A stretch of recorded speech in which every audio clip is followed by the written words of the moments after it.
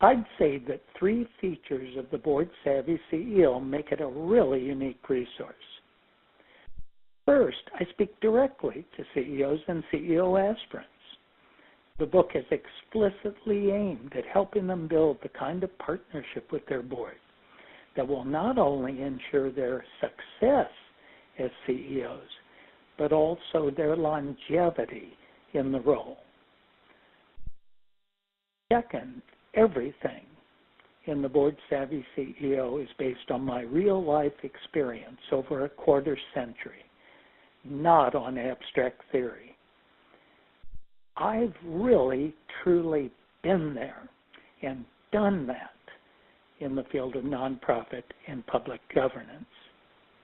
And third, the Board Savvy CEO pays lots of attention to the human, or what you might call the psychological aspect of the Board CEO working relationship.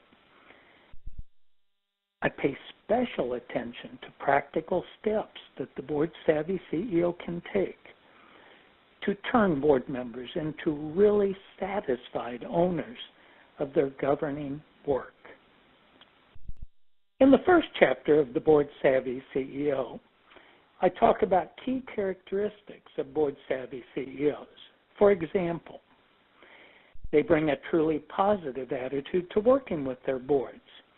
Board Savvy CEOs see the board as a precious organizational asset that they're accountable for developing. They're world-class experts in the work of governing nonprofit and public organizations. They know the highly complex and rapidly changing field of nonprofit and public governance inside out.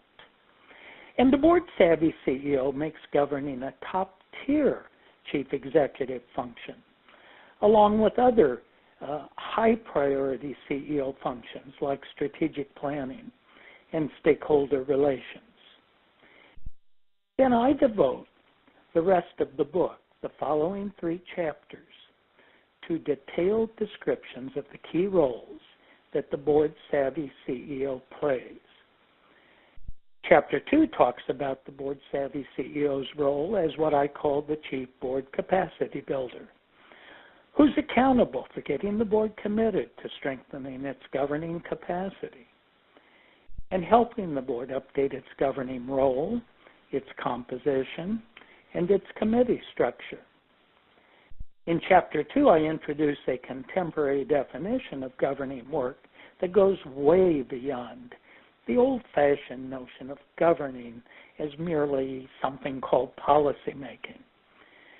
Chapter 3 describes the role of the Board Savvy CEO as what I call the Chief Governing Process Designer, who works closely with the board standing committees to map out how board members will be engaged in the key governing areas like planning, performance monitoring, and external relations.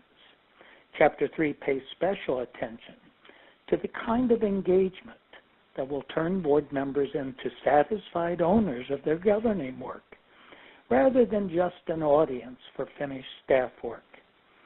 And finally, Chapter 4 describes the role of the Board Savvy CEO as what I call the Chief Governing Relationship Manager, who deals with practical ways that they can keep their working relationship with the board healthy, such as building a close alliance with the board chair, helping board members find ego satisfaction and enjoyment in their governing work, and making sure that a well-designed process for board evaluation of CEO performance is put in place.